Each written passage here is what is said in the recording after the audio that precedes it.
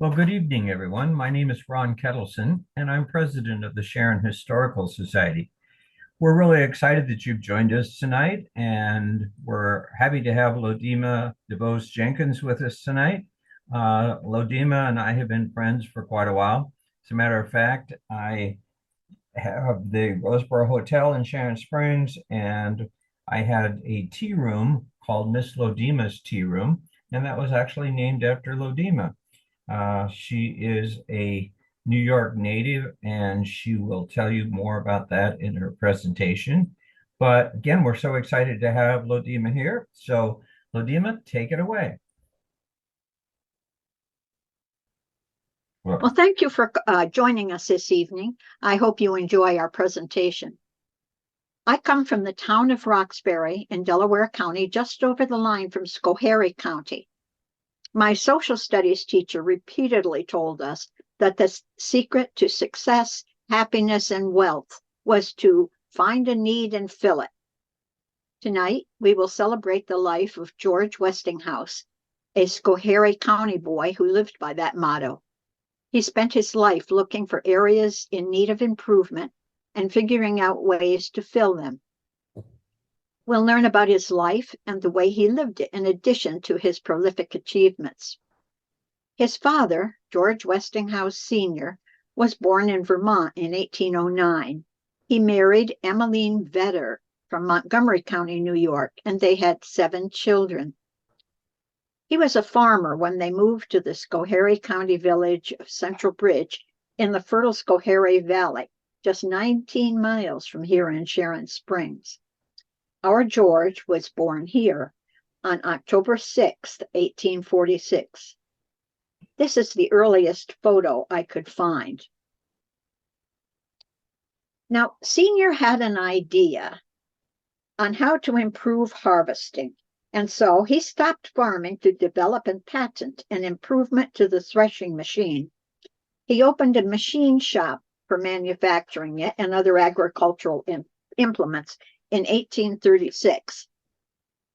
This was the Industrial Revolution, and as soon as product or item showed its worth, someone tried to copy it and undercut the sales price. Senior knew this when he patented his threshing machine and his later improvements. Junior learned that patent lesson well, as we shall see. Senior's operations gradually outgrew the original shop on the farm, and he had to expand. But when expenses and competition increased, he needed to cut costs. He bought all his metal castings in Schenectady and hauled them back to Central Bridge by wagon. It was tedious, it was slow, and it was expensive, especially when the roads were not in good condition, which was often.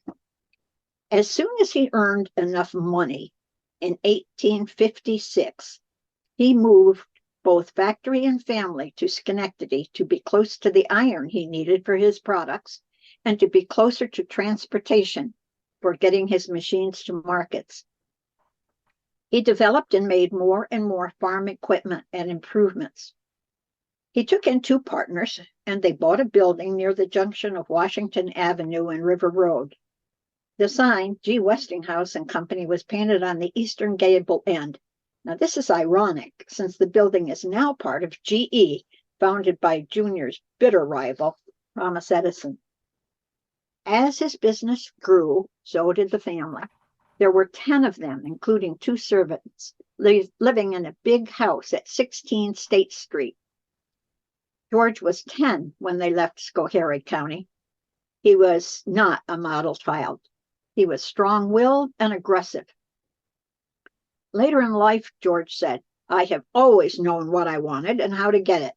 As a child, I got it by tantrums. In mature years, by hard work." While his brothers worked obediently in the shop, George practiced disobedience. He was never really a good student. He always had trouble applying himself to coursework that he didn't think had an immediate benefit. His teachers labeled him as languid and inept. At school, After school, the classmates did the things boys do, but George headed for his father's shop. Actually, he often skipped school to go tinker in the shop and make stuff. Even then, it was clear that George possessed a unique talent for understanding and working with machines. Interestingly, everything that we find indicates that George did not get a lot of encouragement from his father. George was expected to stay in the shop and do what had to be done. When he was 13, Senior reprimanded George for not working as hard as the employees. Now, George told his father that they got paid and he didn't. Senior gave in and paid George his first wage, 50 cents a day. Senior was so frustrated with George that he consulted their minister for advice. The minister told Senior that he would never mold Junior in his image and to be patient, it would all work out. Well, it certainly did. He was 15 when the Civil War broke out, and George desperately wanted to serve his country. He lied about his age, he ran away from home, and he enlisted.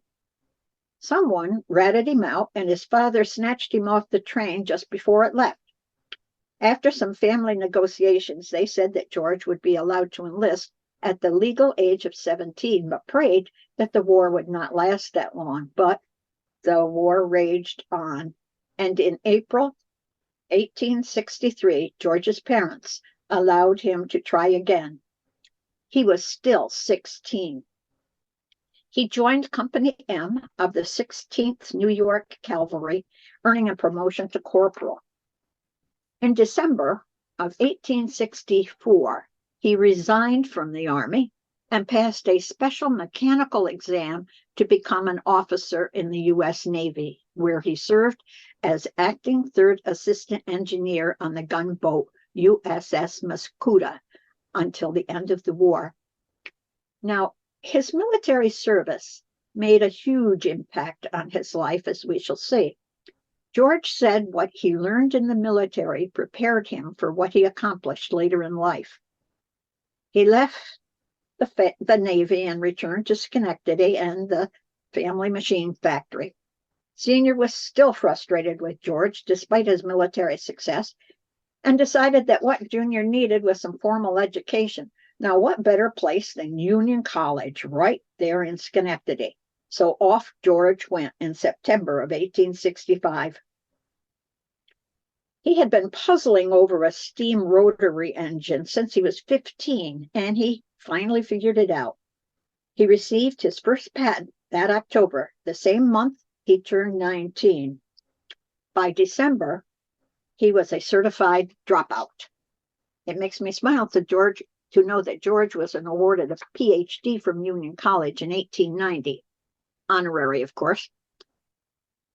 George's father somewhat grudgingly continued to employ Junior and even sent him on short trips out of town on family business. On one such trip in 1866 to Albany, he was delayed for 2 hours when a car came off the track. There was definitely a need to get that train rolling again in a faster and safer way. He went to work, thinking, sketching, and visualize, and he developed a car replacer for getting cars back on the tracks. His father was less than interested in manufacturing it, so George convinced 2 local businessmen to fund his replacer for $10,000, and of course, he got a patent. He also secured a contract with Anderson and Cook to manufacture it. He was 20. That same year, 1866, George was riding back to Schenectady on the Hudson River Railroad. He was not a smoker, so he passed up some available seats in the smoking car and he went on back to another car.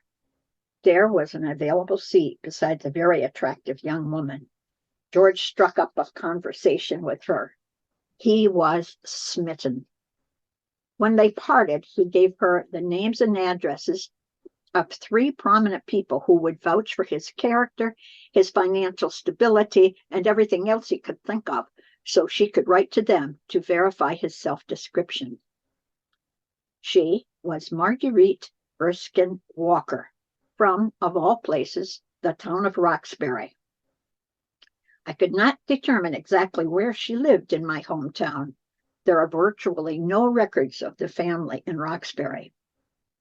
But as soon as George got back to Schenectady, he went to see his minister, and he asked him to write a letter of recommendation to the lady.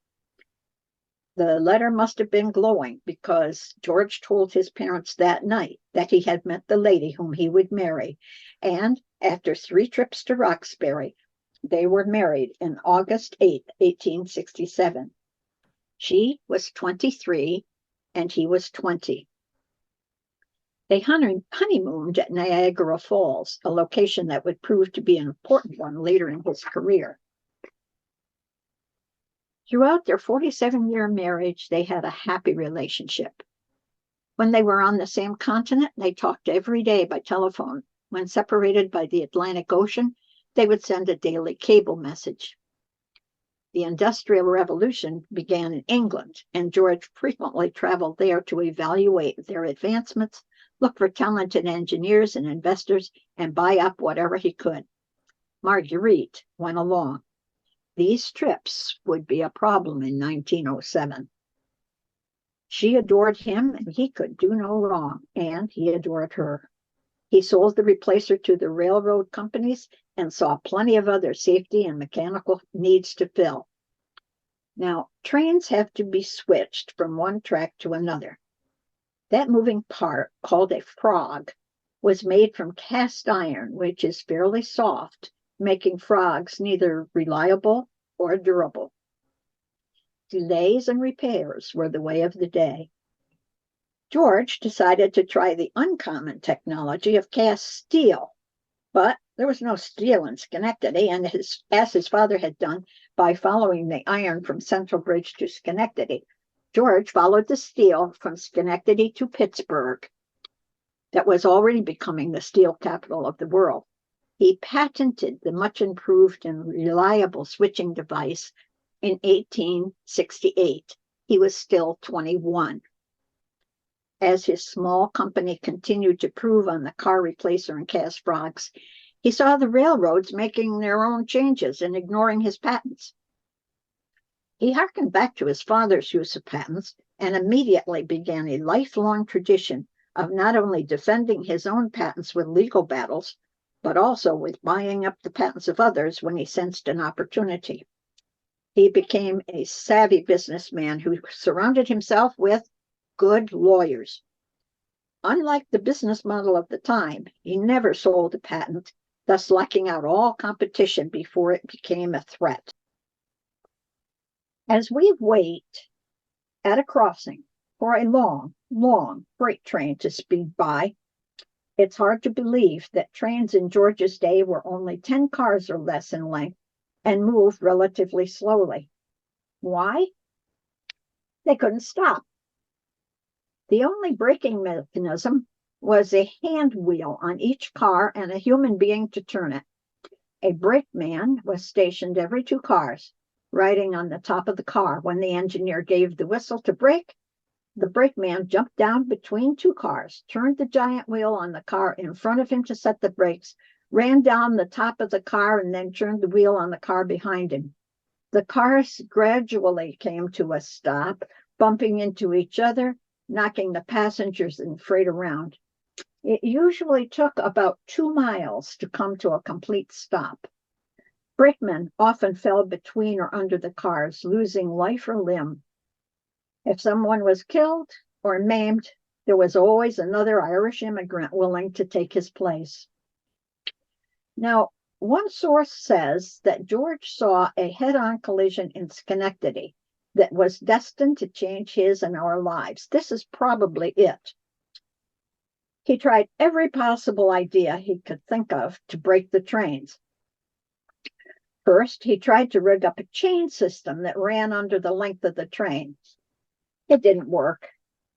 Then came the idea of using the locomotive steam to break the cars, but the steam evaporated before it reached the last car. Multiple ideas were tried, and they all failed. One day, George saw an article about the construction of a new tunnel between France and Italy. In it, he discovered the Italians were experimenting with a new way to safely bore through a mountain using compressed air to drive the hammers. This was his big aha moment. If compressed air was strong enough to drill through a mountain, it was strong enough to stop a train. He needed funding, and he approached Cornelius Commodore Vanderbilt and preached his idea. It was not well received. His father also refused to back him. Now, the railroads hated this air brake idea. Air brakes would require a massive new investment in locomotives and cars. It was an all or nothing deal. All cars, not some cars, on a train must have the Westinghouse brake in order for it to work. This retrofit would cost an enormous $50 per car. George and his backers went from railroad to railroad, only to be rebuffed. People were happy with things the way they were, despite all the limitations. After many unsuccessful sales calls, the Pennsylvania Railroad agreed to a test. Using all his assets and the cash from a friend, George fitted a locomotive and 4 passenger cars with his air brake. Now, the plan was to load up the cars with investors, reporters, railroad executives, and some mechanical experts, and take them on a stop-and-go trip from Pittsburgh to Steubenville, Ohio. George would ride in the cab and be ready with his sales pitch, but it didn't exactly work out that way. There was an accident at the first railroad crossing. A cart was overturned on the tracks, and 2 horses were wedged in the wreckage. Danny Tate, the engineer, hit the air brakes for the very first time, and the train stopped just 4 feet from the accident. The representative from the Steubenville and Panhandle Railroad threw up his hands and said,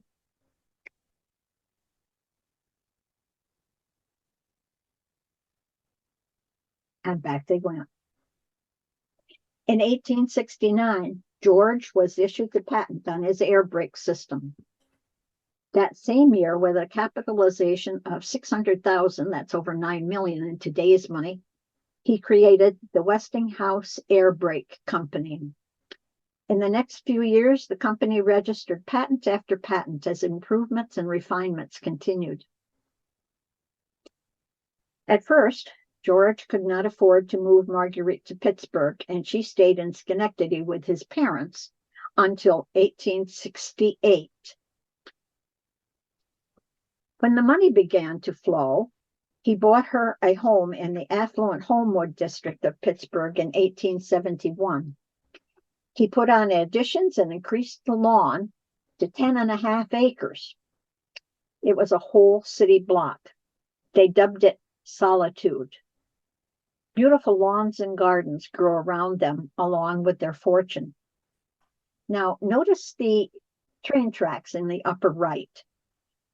George established his own siding and commissioned his own car so he could travel quickly and in luxury. He installed a tunnel from the house so he could come and go without interruption. He named his car Glen Air. No photos exist of its interior. We can surmise it was convenient, well-staffed, and luxurious. Incidentally, his valet, Albert Hammond, traveled with him, but probably in a different car. In 1883, when he was 36 and she was 40, they had their only child, once again, a George Westinghouse. Baby was now George Westinghouse Jr., since his grandfather had died and was buried in Schenectady, and our George had dropped the junior. Now, there is very little known about the family dynamic, and there are no pictures of the 3 of them, even in the Heinz archives in Pittsburgh.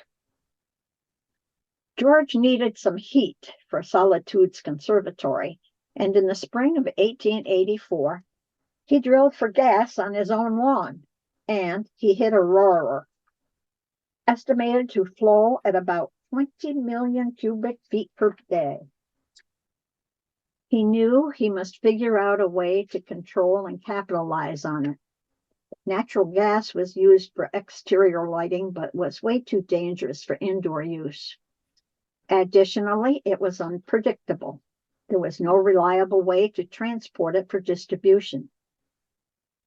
He invented a reduction valve that permitted high-pressure gas from his well to be delivered at low pressure at the point of use. Step it up, step it down. It is still the distribution standard for gas today. He wanted to get gas to Pittsburgh's homes and industries, but the older local gas companies fought his rights to dig tunnels under the city for his pipes. Then his lawyers discovered a long-dead company which, under Pennsylvania law, had the rights to do such work. He bought it. He recapitalized it at $5 million, and it is still in business today as People's National Gas. Always thinking ahead, George built Solitude's outbuildings over a sizable basement where he housed laboratories and where he could draft and think in solitude. Being a quiet and private man, he wanted to remain somewhat invisible. Later, Tesla stayed down there, but that's another story. He built a tunnel from the labs to the house so he could go back and forth quietly. It would also carry pipes and water. Amazingly, Marguerite was quite happy with the arrangement because he would be at home more frequently if he was out working under the conservatory. George formed new companies, bought more patents, and increased profits, while she worked at establishing a presence in society. She certainly was successful. An entry in the 1888 Pittsburgh Social Mirror reads, Mrs. George Westinghouse of Homeward lives in greater style, entertains more splendidly, and wears more gorgeous, varied, elegant toilets, has more and finer diamonds than any woman in Pittsburgh. Her table appointments are simply superb, the entire service being of solid silver and gold, whose cost it would be unable to guess. And the cut glass, the Dresden, the other fine porcelains are worth a small fortune. Another interviewer said that George could make money fast, but Marguerite could spend it faster. Her favorite color was white, an unfortunate choice for the steel capital of the world. Nothing stayed white in a city shrouded in smoke and grit. Pittsburgh was nothing like Roxbury or Schenectady. But if George was happy, she was happy. Now, production of the air brake took a lot of space, a lot of machines, and a lot of workers. He needed a bigger plant, so George planned a new facility. He built a village adjacent to the factory, and it is one of our first planned factory towns. He named it Wilmerding. In addition to the factory, it had a pool, bowling alley, dance hall, restaurant, and library. He also provided services. He reduced the work week from 6 to 5.5 days. He protected his employees from loss of earnings, provided widows' benefits to survivors, offered a pension plan, and paid vacations. Now, this building is now used as a museum, is known as the Castle. It was the Wilmerding Administration Building, and George had an office here. I am fascinated by this photo. I think it exemplifies George as the man he was. There is no photo of Marguerite. There is no photo of their son or of anyone. There are no citations or framed documents. There is no art. There is no comfy desk chair. There isn't even a desk. Everything is basic, is what he needed with no glitz or glamour. Leave that to Marguerite. He was extremely private and avoided all interviews, photographs, and casual social engagements. Now, this is the casual photo that I mentioned earlier. It was taken without his permission from inside a closet. George was not happy and ordered it destroyed because he did not look like a successful and serious businessman. Fortunately, the photo survived, and it shows him in his barren office, deep in thought, working at his drafting table. To emphasize that he himself was a puzzle, solving the puzzles around him, I chose an adaptation of this photo for our title slide. If he had to have his picture taken, this is how he wanted to look. By 1881, George's air brake was in use on 16,000 cars and locomotives in the United States and over 20,000 in other nations. Now, somebody had to do something about the railroad safety. The Committee on Interstate Commerce of the United States Senate held hearings in Washington to address it. The interviews were quite contentious. And as I read all the transcripts, they reminded me of the present-day Congress in their hearings. The appalling injury and death numbers could not be refuted. And finally, they passed the Railway Safety Appliance Act in 1893, requiring all railroad equipment to utilize an air braking system. Now, Congress did not say it had to be Westinghouse, but George had all the patents, all the tests, and all the assets to produce the Westinghouse air brake. It basically was the only game in town. His controlling ownership of the company and his ability to manage it made George a wealthy, wealthy man. The historical marker outside his birthplace in Central Bridge is silent about the light bulb, the current wars with Edison, and the distribution of natural gas. The air brake invention and its implementation cannot be overemphasized. The air brake was his defining innovation and the basis of his wealth.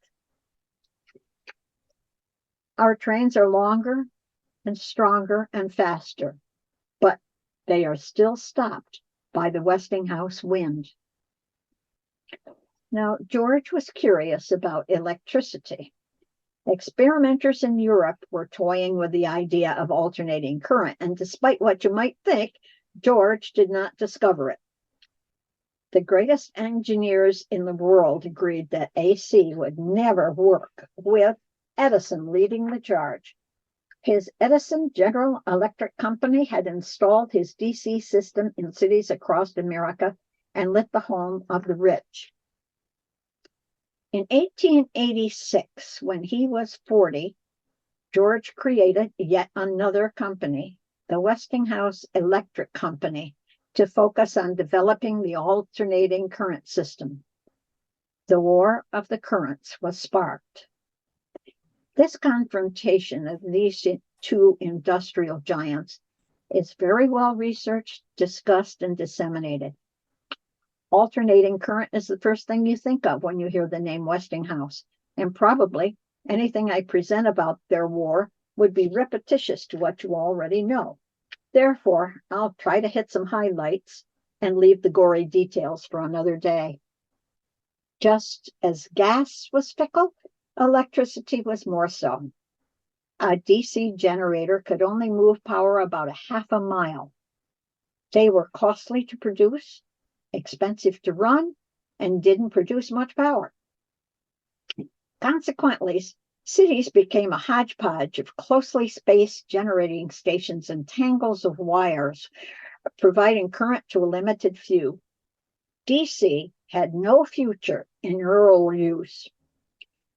The problem was always, as it is today, to move electricity over distance.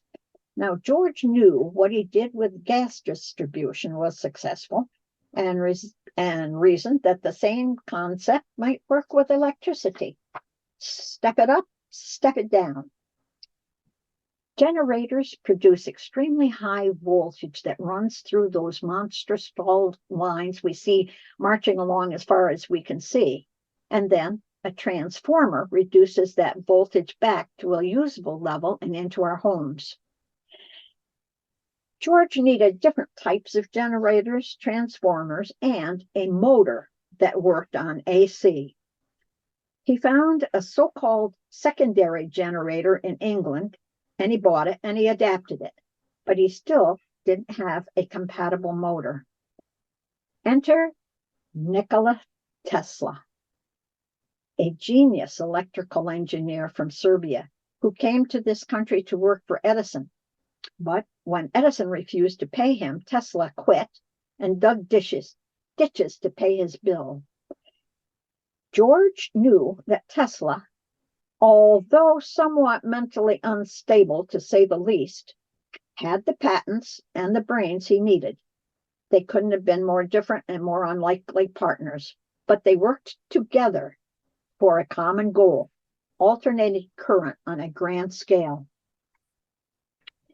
George offered to back Tesla's experiments, buy his patents, pay him $25,000 in cash, $50,000 in stock, and a royalty of $2.50 for every horsepower used in any of his equipment.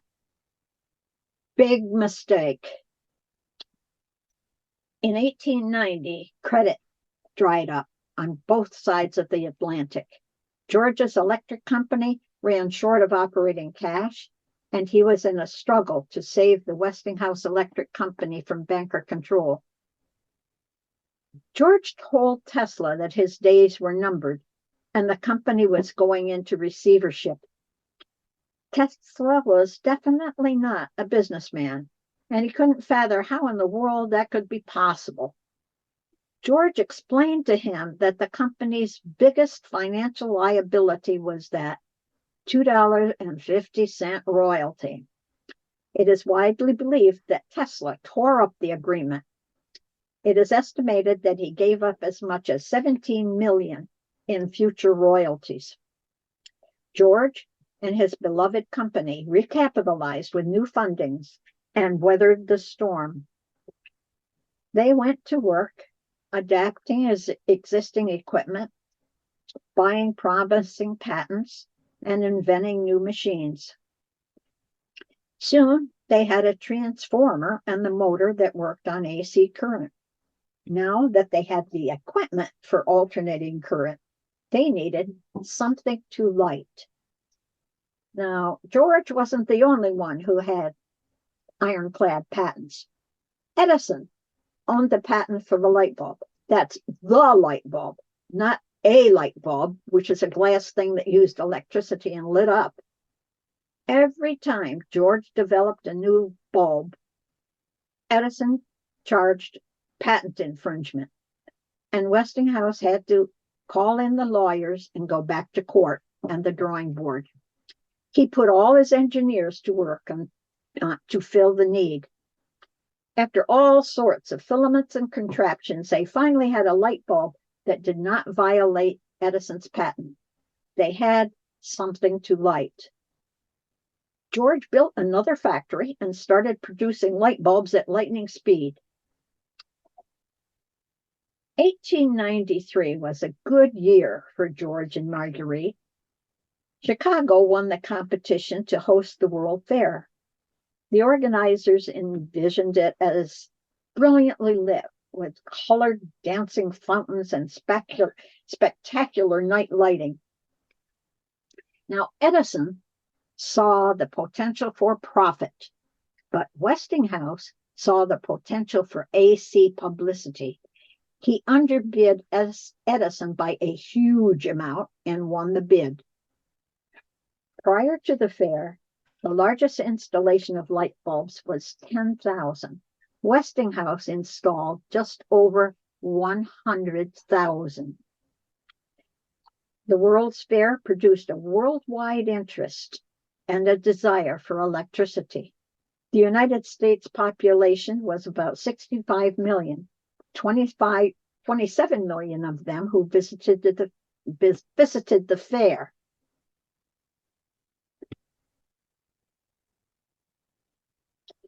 Now, the fair gave George an opportunity to show off his inventions and wow the public with the wonders of AC current.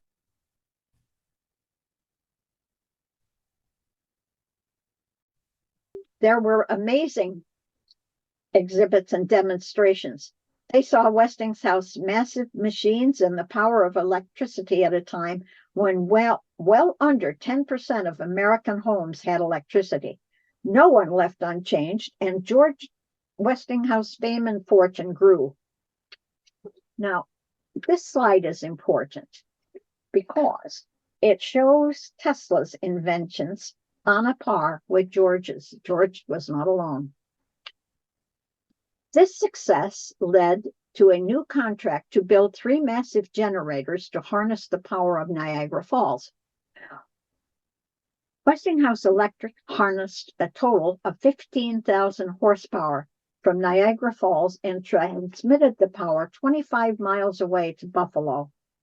Remember, DC could only be transmitted for a few blocks, never for miles or multiple miles. Step it up, step it down, power it up. The success of that project established the effectiveness and efficiency of alternating current power. In less than 10 years, Westinghouse had been able to convince the public of the value of alternating current power. Soon afterwards, 95% of all electrical power produced was alternating current.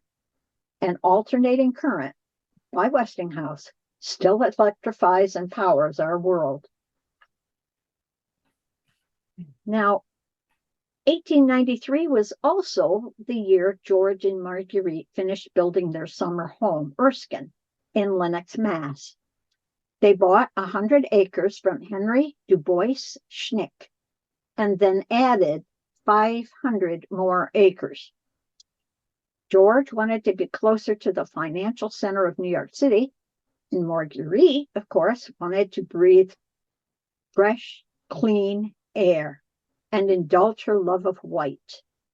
She had the entrance road painted white and imported swans to swim in the new ponds. And of course, she always wore white. By 1896, the 3-year-old Westinghouse Electric Company had a net worth of $120 million, 50,000 workers on its payroll, and manufacturing entities throughout the United States, Canada, and Europe. He got richer and richer.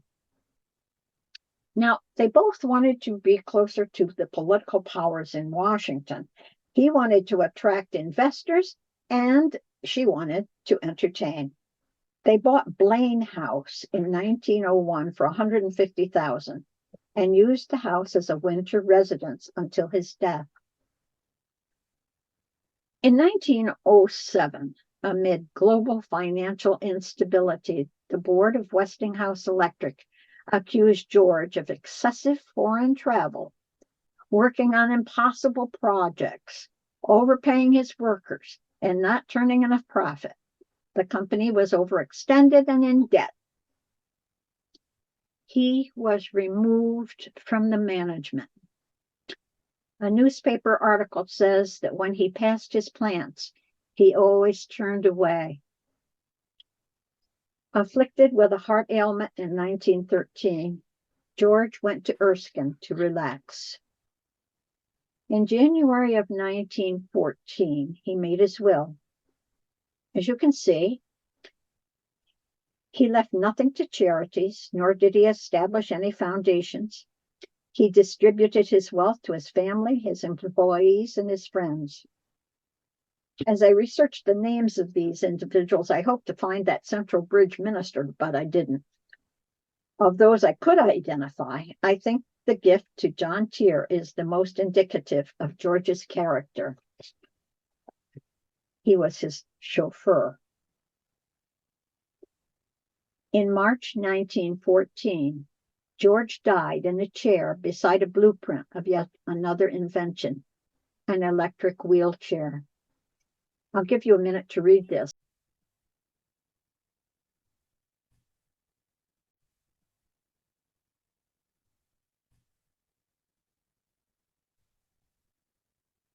I included this slide as an illustration of his evolution from a slightly disheveled young man to a focused, intense adult. But the eyes are the same. He was only 67 when he died. During his lifetime, he received 361 patents on inventions and founded some 60 companies. Patent number 362 was issued 4 years after he died. Marguerite said she had nothing to live for, and she died at Erskine just 3 months later. She was buried beside George in the Bronx. Now, I'd like to show you her will, but I can't. She didn't have one. She died intestate. Everything went to their son. Now, I hope you've enjoyed this presentation and have a new respect for our Schoharie boy. But every presentation must end with a conclusion and sometimes some loose ends to tie up, and that is true for us too. Whatever happened to is part of the things we should examine when we get to the end of this presentation. Whatever happened to solitude? George Jr. sold it to the city of Pittsburgh in 1919 with the stipulation that it be demolished and the 10.5 acres be turned into a park. Now, if I was around in 1919, I would have bought one of those 100 mirrors. I read last week that they suspect the labs under the conservatory and stables are intact. Whatever happened to the tunnel? Well, the tunnel is still there, but it goes nowhere. The tunnel to the siding is long gone. At least, the park got his name. Erskine.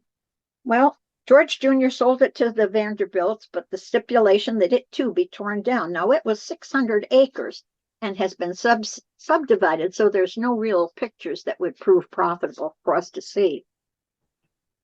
Blaine House. George Jr. sold it, and it is now apartments. Glen Eyre. Glen Eyre is awaiting restoration in San Francisco. Their son. Well, according to the 1910 census, he was working as a clerk and lived down the street from Solitude in a rented house. He married a British baroness, had 6 children, and lived out his life in Canada. All their personal possessions. There had to have been a lot of them, but I'm sorry, there are no pictures. They were divided among the descendants in 1946. They had been stored since 1914 in 8 rail cars before ending up in a warehouse in Victoria, British Columbia. And of course, we need a conclusion. What he chose on his tombstone would make a great multiple choice question.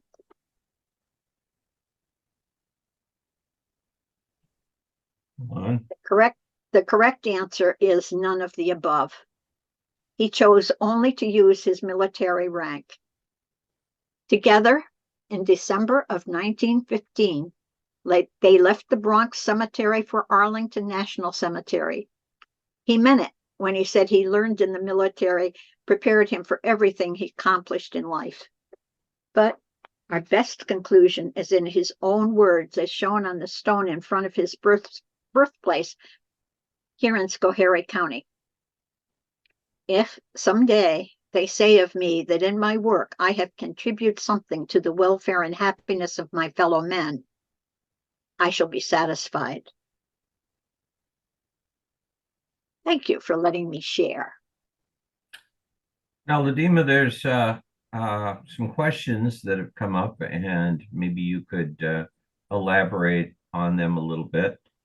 Um, you had mentioned Tesla and Westinghouse at the World's Fair.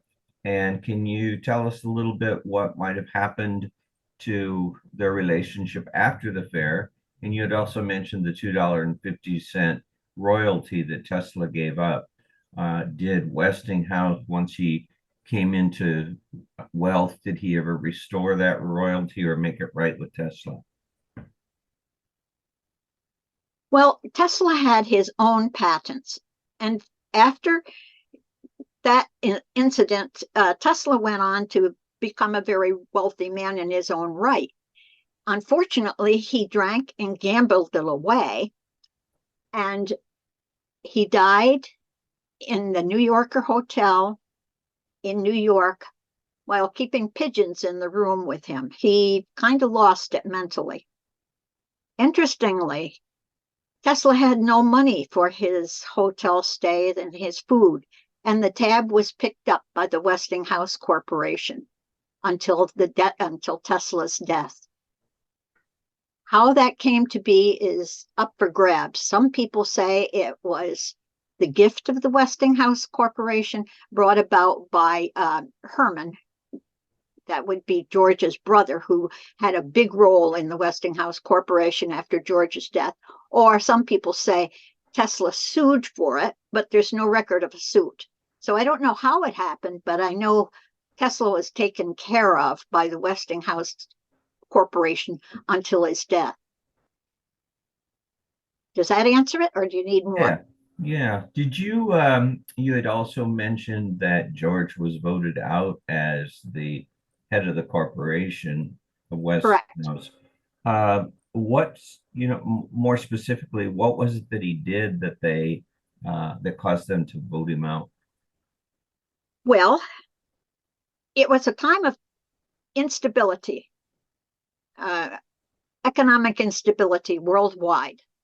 And the board of directors called him out for taking too many trips abroad, paying his workers too much. Now, you remember he built Bloomingdale, which was a fantastic town, not like any other in the United States. It was a great place to work, and he paid his workers more than anybody else.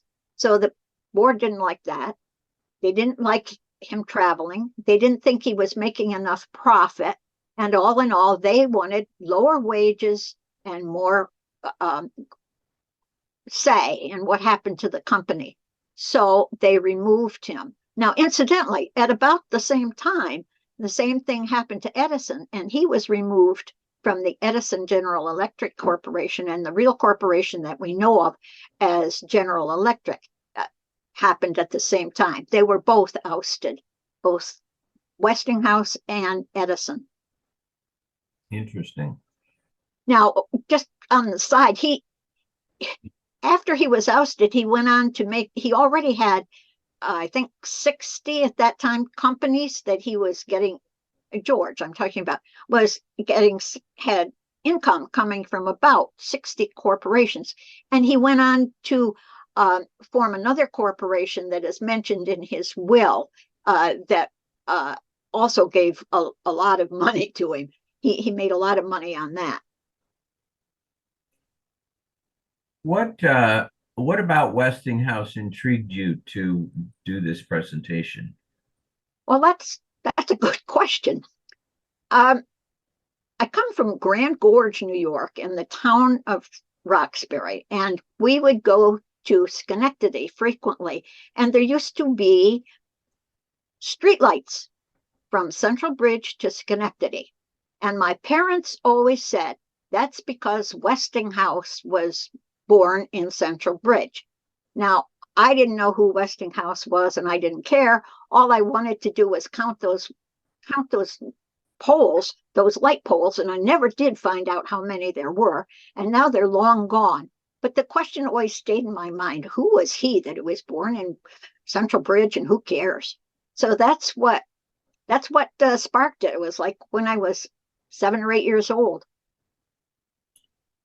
When you did your research for this presentation, was there anything that really surprised you about Westinghouse? Uh, yes. What surprised me most is that he did not fit the pattern of the robber barons of the time. This was the Industrial Revolution, but it was also the time of all the robber barons who were trying so hard to be the wealthiest man in the world, buying up companies. George didn't bother to buy up companies. He bought up patents and developed his own companies that met his own needs. And I was, as I did my research, I was always impressed with his focus on making it a better world, not on making money, making improvements. Great. Well, Odima, this has been a wonderful presentation, and looking through the comments, I'm seeing a lot of feedback saying what a tremendous presentation.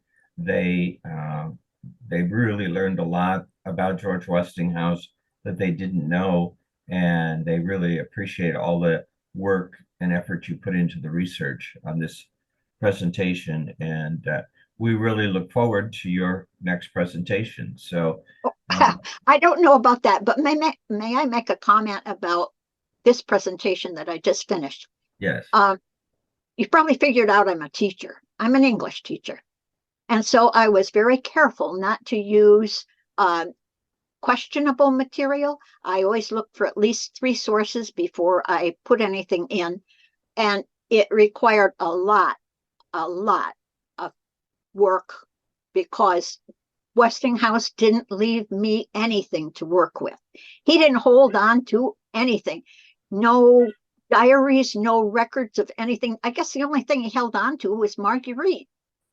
But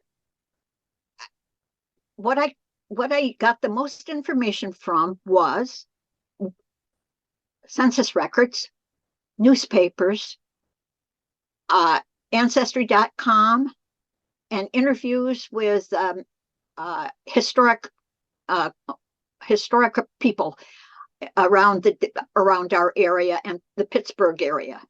The Heinz Museum was not terribly forthcoming, so I didn't reference them very much. Thank you for letting me explain that. now I know you did. One last question. I know that you did actually some traveling around to do the research. Uh, Yes, I did. you went and visited several of the Westinghouse sites, and you probably really enjoyed that. Uh, yes. I think this is kind of funny. We went to Central Bridge to look for where he was born. Couldn't find it. Saw a man mowing the lawn of the church, stopped and asked him if he knew where George Westinghouse was born. And he said, "Who?" He didn't even know who George Westinghouse was. Then he looked it up on his phone and he says, "Oh, yeah, I didn't know that. Now I'm going to have to look him up." So off we went to the gas station where we asked the guy in the gas station. He says, "Yeah, it's right down the road. See that sign? It's right there." So we go down and the sign is for an old tavern. So that's not it.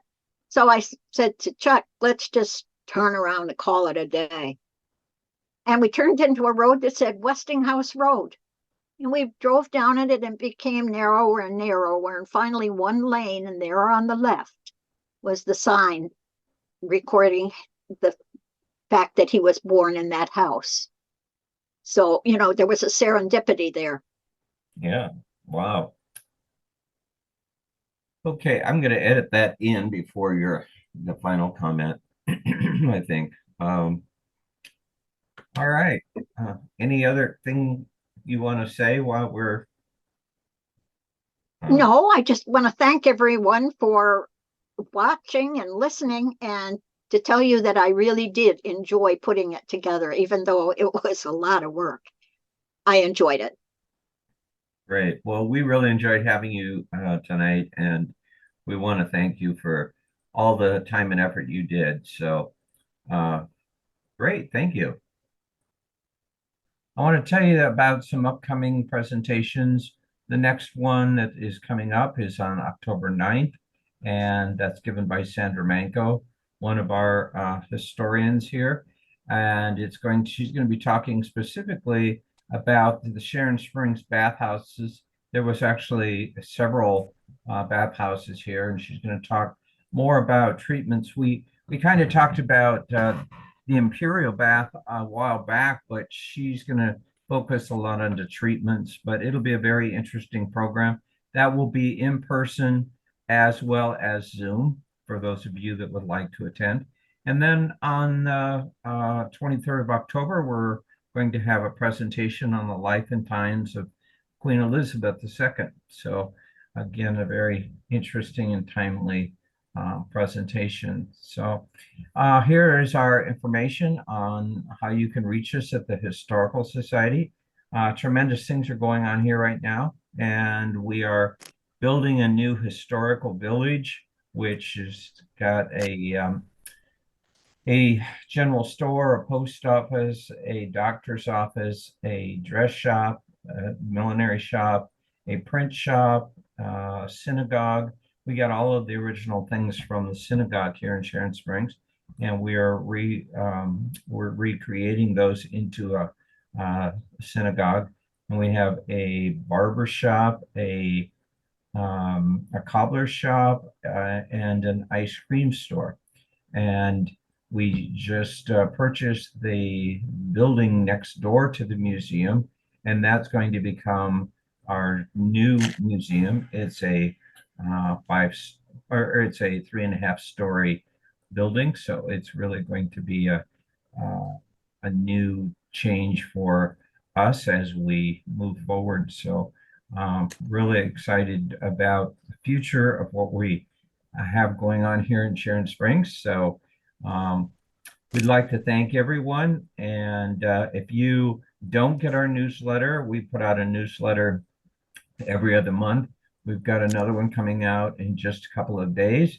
So if you would like to receive a copy of it, please email us at the Sharon Historical Society NY@gmail. We'll put you on a mailing list and make sure that you get it. So anyway, thank you. And we look forward to having you join us on our next presentation.